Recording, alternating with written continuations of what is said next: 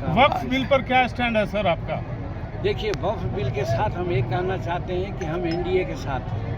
NDA वक्फ bill के साथ जो प्रस्ताव आ रहा है उसमें बहुत सा संशोधन की बात आई है। आपस में लोग संशोधन करना है। किसी का ऐसा नहीं है कि किसी समाज को हम उसको क्या कहते हैं उसको हानि पहुँचाएं। हम उस समाज को, जिस समाज के लिए वक्फ बिल है उसमें बहुत सी कुरीतियाँ हैं, उस कुरीतियों को हटा करके एज ए होल उस समाज को फ़ायदा हो, ऐसा बिल आने के लिए अनेक सुझाव दे गए हैं। सुझाव पर विचार हो रहा है और विचार होगा तो एनडीए इसको पारित करेगी, हम उसके साथ हैं। आज मुख्यमंत्री की अफ्तार पार्टी में सर आज मुस्लिम संगठन हिमायत शरिया की तरफ से भी बाइकाट किया गया है सर। देखिए, हिमायती शरिया का लोग हैं चाहे अन्य लोग हैं, वो बाइकाट कर सकते हैं, उनका धार्मिक का अपना काम है, बात कर सकते हैं। लेकिन राष्ट्र हित में जो बात होगी, जो सरकार राष्ट्र हित की बात करता है, यहाँ पर सब कोई है। आज 14 बरस से 11 बरस से भारत में आज राज किसका है? भाजपा का है। ये वो कहीं पर किसी प्रकार का कोई देखिए कॉमनल राइट हुआ है। जहाँ तक मुसलमानों का आरक्षण का सवाल है, मुसलमानों को और हक का सवाल है।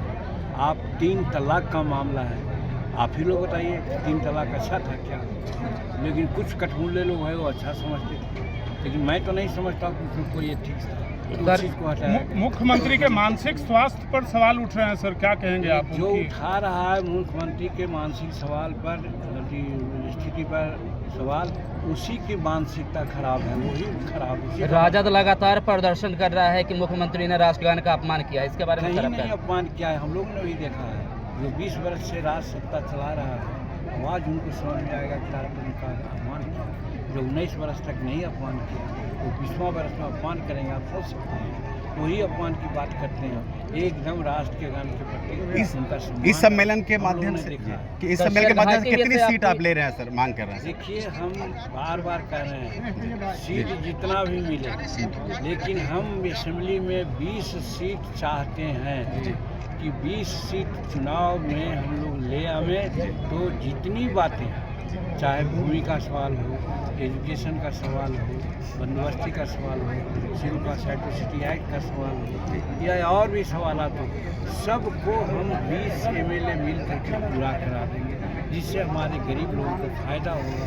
इसलिए हम 20 सीट की मांग कर रहे हैं, जीतने के लिए 40 सीट भी हो सकता है। सर, वर्तमान में एमएसएमई मंत्रिमंडल आपके पास है और मंडलीय क्षेत्र से अक्सर आपका लोग विजयी का माला पहनाते हैं, तो सरघाटी अनुमंडल क्षेत्र में सर लोगों का मांग है कि एमएसएमई का यहाँ पे करेंगे। आप जानते हैं कि समस्त बिहार में टेक्नोलॉजी सेंटर नहीं था, समस्त भारत में 18 टेक्नोलॉजी सेंटर था, बिहार में नहीं था।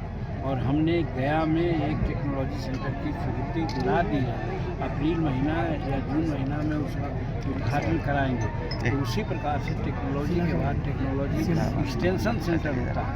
और जैसा मैंने कहा कि सरघाटी एक जिला का दर्जा कमान सकता है। यहाँ पर एमएसएमई का अगर टेक्नोलॉजी सेंटर नहीं तो एक्सटेंशन सेंटर जरूर बनवाएंगे, ताकि लोगों को ट्रेनिंग मिले। सर सरघाटी को लगातार जिला बनाने की मांग की जा रही है, आप भी कई बार मांग से इस चीज़ को बोले हैं, लेकिन सर ये केवल वोट के समय कहा जाता है, आप इसके बारे में क्या कहेंगे? देखिए, जिसके हाथ में कर्तव्य रहता है, जिसके हाथ में सत्ता रहती है, वही ना कुछ कर सकते हैं। तो जिसके हाथ में सत्ता है उससे हम लोग कहते हैं, उस पार्टी में इसीलिए तो हम कह रहे हैं, हमको 20 सीट दे देना, हम जिला बना देंगे। हमसे जुड़े रहने के लिए हमारे YouTube चैनल को सब्सक्राइब करें और नई वीडियो की नोटिफिकेशन के लिए बेल आइकॉन को दबाएं।